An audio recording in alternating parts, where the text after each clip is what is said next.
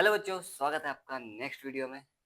तो चलिए देखिए, सेक्शन डी का हम लोगों ने ये वाला सवाल कर लिया था 49 नंबर सवाल कल तक। ठीक है, चलिए अब 49 के बाद सेक्शन डी का कौन सा सवाल किया जाए। 49 हो चुका था, ये तो माध्य माध्य बहुलक ये सबसे लास्ट करेंगे। ठीक है, ये वाला कर लेते हैं। चलिए 48, ये सवाल बढ़िया सवाल है, ऊंचाई और दूरी से है। ठीक है, अध्याय 9 से है, 48 नंबर सवाल। चलिए करते हैं। क्या क्वेश्चन है देखिए थोड़ा सा।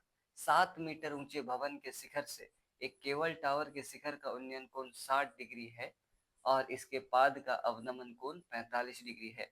तो टावर की ऊंचाई याद करें। ठीक है, देखिए क्वेश्चन अगर नहीं समझ में आ रहा तो कोई दिक्कत नहीं है, थोड़ा सा देखिए, सवाल को देख के रखिए, पहचान के रखिए।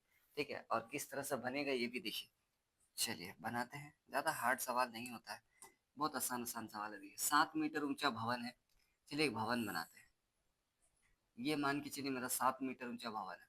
भवन के शिखर से एक केबल टावर के शिखर का उन्नयन कोण, चलिए एक केबल टावर है, मान लेते हैं ये जो है ये केबल टावर है। ठीक है, ये क्या हो गया, ये आपका जमीन है। ठीक है, भूमि। चलिए ये सीधा बन रहा है, चलिए सीधा कर देंगे बाद में। चलिए ये टावर के 7 मीटर ऊंचा टावर है। ठीक है, इसको लिख देते हैं। चलिए ये कितना है, 7 मीटर। ये वाला भवन 7 मीटर ऊंचा भवन है। इस भवन के शिखर से मतलब यहाँ से, इसका शिखर मतलब इसका टॉप पॉइंट, इस शिखर से केबल टावर के शिखर का उन्नयन कोण यहाँ से लेकर इस जगह को अगर मिलाते हैं, आपको पता है इस जगह पर उन्नयन कोण बनेगा, इसको इससे मिला देते हैं सीधा सीधा। ठीक है, तो इस जगह पर जो कोण बन रहा है इसको हम लोग कहते हैं उन्नयन कोण। यहाँ पर बन रहा है कितना डिग्री का, 60 डिग्री का कोण बन रहा है। ठीक है, चलिए अब, और इसके पाद का अवनमन कोण, शिखर का उन्नयन कोण कितना है, केबल टावर के शिखर का उन्नयन कोण यहाँ से 60 डिग्री है, और यहीं से इस केबल टावर के पाद का मतलब एकदम लोएस्ट पॉइंट जो है वहां का अवनमन कोण, ऊपर से नीचे की ओर देखने से अवनमन कोण बनता है। ठीक है, ऊपर से नीचे की ओर देखेंगे इधर तो अवनमन कोण बनेगा, नीचे से ऊपर देखते हैं तो उन्नयन कोण, ऊपर से नीचे देखते हैं तो अवनमन कोण। तो इस जगह पर यहाँ पर आपका बन रहा है 45 डिग्री, 45 डिग्री का कोण बनता है। देखिए ठीक है, इतना तो हम लोगों को गिवन है। ठीक है, इतना तो हम लोगों को पता है। चलिए अब नामकरण करना होगा। ठीक है अच्छा एक चीज देखिए, यहाँ से लेकर ये केबल टावर है। ठीक है, सॉरी केबल टावर नहीं, ये भवन है। यहाँ से लेकर यहाँ तक इसका तो दिया गया है हम लोगों को कितना, इसका लंबाई कितना है या ऊंचाई कितना है, ये 7 मीटर। आप देख सकते हैं यहाँ से जितना है यहाँ तक भी उतना ही है, क्योंकि ये तो सीधा लाइन मिला है हम लोग। तो यहाँ तक जितना है यहाँ तक भी उतना ही होगा। ठीक है, तो इसका मतलब है यहाँ से यहाँ तक तो मेरे को ऑटोमेटिक पता चल गया है कि ये कितना होगा, 7 मीटर होगा। ठीक है, चलिए नामकरण कर लेते हैं। इस बिंदु का नाम ए, यहाँ पर रख देते हैं चलिए बी, इसका नाम रख देते हैं सी, ये वाला पॉइंट का नाम डी, और इधर ई। अरे देखिए इधर क्या, ई। ठीक है, यहाँ तक तो किसी को कुछ असुविधा नहीं होगा। एक भवन था एक भवन था, भवन के शिखर 7 मीटर ऊंचा भवन था। भवन के शिखर से एक केबल टावर के शिखर का उन्नयन कोण 60 डिग्री है, और वहीं से उस केबल टावर के पाद का अवनमन कोण 45 डिग्री है। तो हम लोगों को इस केबल टावर की ऊंचाई बताना है कि कितना है। ये पूरा सी से लेकर ई तक आधा तो पता चल ही गया है, यहाँ से यहाँ तक पता चल जाएगा तो जोड़ के बता देंगे कि केबल टावर की ऊंचाई क्या है। और ये जो सवाल है ऊंचाई और दूरी से, ये सवाल मान के चलिए इस चैप्टर से एक सवाल आपका 5 नंबर का एकदम 100% परीक्षा में रहेगा ही रहेगा। तो इस चैप्टर को एकदम मतलब नेग्लेक्ट जैसा करिएगा ही नहीं। ठीक है, पूरा अच्छा से पढ़िए इसको। देखिए चलिए मान लेते हैं यहाँ से यहाँ तक, कुछ मान लेते हैं कि यहाँ से यहाँ तक जो है वो अपना एच है। ठीक है, नहीं भी मानेंगे तो चलेगा, लेकिन मान लेते हैं। चलिए लिखते हैं जो पता है हम लोगों को।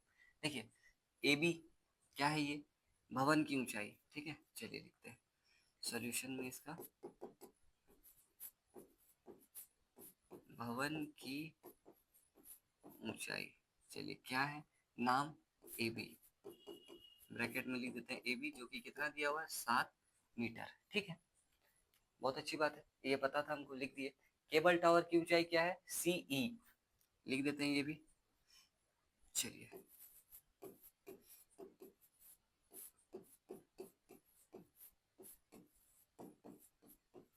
केबल टावर की ऊंचाई क्या नाम है, सी ई। चलिए सी ई, ये केबल टावर की ऊंचाई ये हम लोगों को चाहिए। अच्छा ये कैसे मिलेगा, आप देख सकते हैं यहाँ से यहाँ तक पता करने के लिए हमको सी डी और डी ई चाहिए। क्या चाहिए, सी डी चाहिए पहले तो, और साथ में डी ई चाहिए, जिसको हम लोग ले लिए हैं कितना, सी डी कितना है, सी डी तो हमको पता है 7 है, और साथ में डी ई कितना है, डी ई जो है वो एच है। ठीक है, चलिए यहाँ तक लिख के रखते हैं, ये जो भी आएगा ये मीटर में आंसर होगा। ठीक है, चलिए यहाँ तक तो किसी को कुछ असुविधा नहीं होना चाहिए मेरे ख्याल से। इसको इधर करते हैं, ठीक है, ऊपर रिफ्लेक्शन आ रहा होगा। अच्छा बी बिंदु यहाँ से आ गया है, चलिए इसको थोड़ा ऊपर करते हैं। देखिए अब दो त्रिभुज बन रहा। अच्छा एक चीज यहाँ पर देखिए, आप लोग पढ़े हैं ये चीज कि इस तरह का जो दो समांतर लाइन होता था, इस तरह का एक तिर्यक रेखा होता था, तो ये कोण और ये कोण आपस में बराबर होता था, एकांतर कोण। ठीक है, तो उसी नियम से हम यहाँ पर ये बोल रहे हैं कि ये वाला तिर्यक रेखा है, और ये दोनों लाइन, ये जो दो लाइन जा रही है ये समांतर लाइन है, ये तिर्यक रेखा है। ठीक है, तो ये कोण जितना होगा ये कोण भी उतना ही होगा, तो ये भी कितना हो जाएगा, 45 डिग्री। ठीक है चलिए दो त्रिभुज लेते हैं इस त्रिभुज में। अच्छा इस चैप्टर का खास बात क्या है कि आपको एक साइड दिया रहता है, दूसरा साइड ही निकालना होता है। ठीक है, तो एक साइड दिया रहता है, दूसरा साइड निकालने के लिए आपको देखना पड़ता है कि रिलेशन किसके किसके बीच में हो रहा है, कि क्या दिया है और क्या निकालना है। ठीक है, इस ये पता कर लेंगे तो बड़ा आसानी से निकाल देंगे। चलिए छोटा वाला त्रिभुज ले लेते हैं, त्रिभुज क्या नाम है, ए बी सी, त्रिभुज ए बी सी में। ठीक है, चलिए ए बी सी में देखिए, तो यहाँ पर हम लोग ये बोल सकते हैं ए बी सी में हमको ये दिया है और ये हम निकालना चाहते हैं। ठीक है, क्योंकि ये लाइन निकाल के मेरा कोई फायदा नहीं है, इस लाइन को अगर निकाल देते हैं ना तो फायदा क्या है पता है, इस लाइन को निकाल देंगे तो ये जितना होगा, ये ऊपर वाला भी देखिए वही है, ये जितना है ये भी उतना ही होगा, दिख भी रहा है देखिए एकदम बराबर है, यहाँ से यहाँ तक, यहाँ से यहाँ तक, तो ये जितना आएगा ये भी उतना आ जाएगा। ये अगर मेरे को किसी तरीके से पता चल गया तो हम ये निकाल लेंगे, क्योंकि एक साइड दिया है और एक साइड निकालना होता है, यही तो इस चैप्टर का खासियत था।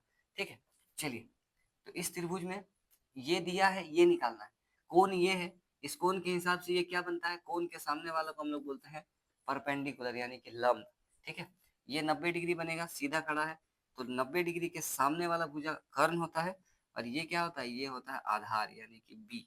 तो P बाई बी, बताइए तो लंब बटा आधार किसका होता है, फॉर्मूला टेन, टेन का होता है। ठीक है, चलिए लिख देते हैं tan theta, ten tan theta का ही होता है P बाई बी। चलिए एक बार लिख भी देते हैं क्या होता है इसका, इसका फॉर्मूला होता है लंब और बटा में आधार। ठीक, चलिए थीटा मतलब कितना डिग्री का कोण उस जगह बन रहा है इस त्रिभुज में कितना डिग्री कोण बन रहा है, 45 डिग्री, तो रख देते हैं चलिए थीटा की जगह 45 डिग्री।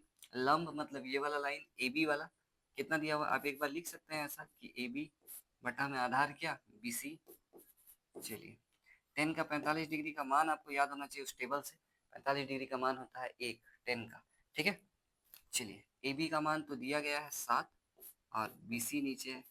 अब हमको बी सी चाहिए, हमको बी सी ही चाहिए, तो इसको इधर कर देते हैं, ये बटा में है, भाग में इधर आएगा, गुना बनेगा, एक से गुना होने पर तो कोई चेंज नहीं, बी सी एक कम बी सी होगा। ठीक है, इधर कितना हो जाएगा, यानी कि बी सी का मान आ गया अपना कितना, 7 मीटर बी सी आ गया 7। ये खास जानकारी है, ये जानकारी मेरे काम का है, ये बी सी आ गया कितना, 7। चलिए अब बी सी 7 आ गया, बी सी जितना है उतना ही ए डी होगा। ठीक है, तो लिख देते हैं, अगले पेज में लिख दे क्या, चलिए अगले पेज में ही लिख देते हैं, या फिर इसी पेज में कर लेते हैं, क्योंकि ये जो सवाल है ना ये फोटो रहना बड़ा जरूरी है। देखिए यहाँ पर आपका रिफ्लेक्शन आ रहा होगा, वैसे थोड़ा सा एडजस्ट करिएगा। अभी लाइट वगैरह हम सोचे नहीं थे कि वीडियो शूट करेंगे कभी आप लोगों के लिए। ठीक है, तो जो हुआ अचानक से हो रहा है, तो इसीलिए देखिए लाइट का व्यवस्था इसलिए बढ़िया नहीं है। चलिए यहाँ पर हम लोग क्या कर दिए, हम लोगों ने पहले तो लाइन खींच लेते हैं। देखिए यहाँ पर BC जितना है उतना ही AD होगा, लिख देते हैं कि BC बराबर है AD के, ठीक है। इस अच्छा तो BC कितना है 7 आया है, मतलब AD भी कितना हो जाएगा 7, मतलब AD ये वाला जो लाइन है ये हमको पता चल गया है 7 मीटर, ठीक है। अब दूसरा वाला ये लाइन जैसे ही पता चल गया तो ये निकालना एकदम आसान है आप, क्योंकि एक दिया रहता है और दूसरा निकालना इन त्रिकोणमितीय अनुपात के सहारे और इसके इस वैल्यू के सहारे बहुत आसान होता है, ठीक है। तो चलिए ये तो हम पता कर लिए हैं, मतलब ये पता चल गया, ये पता चल गया तो ये वाला पता चल जाएगा इस त्रिभुज के हिसाब से ADE। चलिए लिखते हैं त्रिभुज ADE में, ठीक है। ये पता है और ये निकालना है, बताइए तो रिलेशन किसके बीच में लग रहा है, ये कौन है, इसके हिसाब से कौन के सामने वाला होता है लंब, तो ये लंब है और ये वाला क्या हो जाएगा, ये हो जाएगा आधार, क्योंकि 90 डिग्री के सामने वाला ये सीधा लाइन है, 90 डिग्री के सामने ये पड़ेगा तो वो कर्ण होगा, इसका मतलब ये होगा लंब और ये होगा आधार। लंब और आधार में रिलेशन किसका होता है, टेन का होता है। आप कॉट भी लगा सकते हैं, कॉट का भी होता है आधार बटा लंब, ठीक है। P/B उसका होता है B/P। चलिए 10 लगाते हैं, क्योंकि साइन कॉस और 10 में ही ये वाला पूरा सॉल्व हो जाता है, बेकार दूसरा वाला 3 त्रिकोणमितीय अनुपात लगाने का जरूरत नहीं है, ठीक है। चलिए ये वाला क्या लगाएंगे, टेन थीटा बराबर P, देखिए लंब बटा क्या होता है फॉर्मूला, फॉर्मूला तो हम यहाँ से कॉपी कर लेते हैं, ठीक है। फॉर्मूला होता है लंब बटा में आधार, ठीक है। चलिए टेन थीटा का मान उस त्रिभुज के लिए कितना डिग्री है, देखिए 60 डिग्री, ठीक है। लंब देखिए, लंब मतलब ये कोण के सामने वाला लंब होता है, नाम क्या होगा इसका DE, ठीक है। आप ED भी बोल सकते हैं, और इसका नाम आधार क्या हो जाएगा AD। चलिए 10 का 60 डिग्री का मान आपको पता होना चाहिए, जो कि होता है √3। DE तो हमको नहीं पता, जिसको हम लोग H माने थे, चलिए ठीक है। AD तो अभी अभी पता चला है, AD कितना है 7 है, ठीक है। तो 7 को इधर कर देते हैं तो H पता चल जाएगा। H अगर पता करना तो 7 को यहाँ से हटाएंगे, भाग वाला इधर जाएगा तो क्या में जाएगा गुना में, यानी कि 7√3 मीटर बनने वाला है H ये वाला। लेकिन हमको सिर्फ ये नहीं चाहिए था, हमको पूरा केबल टावर की ऊंचाई चाहिए, मतलब C से लेकर E तक, तो ठीक है। C से लेकर E तक अगर हमको चाहिए तो हमको देखिए, ठीक है, यहाँ एक और बॉर्डर दे देते हैं। चलिए C से लेकर E तक हमको चाहिए, लिख देते हैं। चलिए क्या चाहिए हमको, केबल टावर की ऊंचाई चाहिए, ठीक है, जो कि मेरा ये है,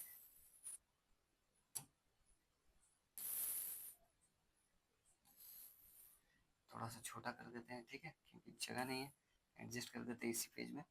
केबल टावर की ऊंचाई चाहिए जो कि क्या है CE है, जो कि CD और DE को जोड़ने पर मिलेगा। CD तो हमने पता था कितना है 7, और DE कितना था H, जो कि यहाँ पर हम लोग लिखे ही थे, ठीक है। 7 जोड़ H का मान कितना आया है 7√3, तो लिख देते हैं 7√3, जो भी आया होगा ये मीटर में आया है, ठीक है, मीटर। चलिए 7 सब में से दोनों में से बाहर आ जाएगा, तो यहाँ पर क्या बचेगा 1, और इस तरफ क्या बचेगा √3, और इधर मीटर। बस यही अपना आंसर है, इसको सीधा करके लिख दीजिए, ठीक है। रूट वाला पहले लिख देते, चलिए √3 और प्लस में 1 मीटर, ये अपना आ गया है केबल टावर की ऊंचाई। देख लीजिए कहीं पर भी अगर कुछ पूछना है, असुविधा है, ठीक है, तो एकदम आप लोग कमेंट बॉक्स में कमेंट कर सकते हैं। 5 नंबर का सवाल है, 5 नंबर, आम सवाल नहीं है, और इस चैप्टर से एक सवाल 5 नंबर का लिख कर रख लीजिए कि आएगा ही आएगा, ठीक है, एकदम 100% गारंटी के साथ। देखिए इसी प्रकार से आपको शुरू करना है, बस इतना कर दीजिएगा, खेल खत्म, ठीक है। बहुत आसान सवाल होता है इस चैप्टर का, तो बढ़िया से सिर्फ आपको ये पता करना है कि क्या दिया है और क्या निकालना है, वो दोनों में रिलेशन लगाना है, जिसके हिसाब से साइन कॉस या टेन यहाँ पर आता है, ठीक है। चलिए आगे और भी सवाल ऐसा वाला आएगा, मॉडल पेपर आएगा, या फिर जब हम आप लोगों के लिए वीडियो अपलोड करेंगे चैप्टर 9 का, उस समय आप लोग देख लीजिएगा किस प्रकार से बनता है। उसके लिए चैनल को सब्सक्राइब करके रखिए, वीडियो के लिए लाइक कर दीजिए, और साथ ही साथ प्रैक्टिस करिए जमकर, ठीक है। लाइक सब्सक्राइब तो बाद का बात है, पहले अपना प्रैक्टिस करिए पूरा जम के, ठीक है, हाथ मुट्ठी में कर लीजिए इसको, ठीक है, एकदम 5 नंबर का सवाल। चलिए मिलते हैं आप लोगों से नेक्स्ट वीडियो में।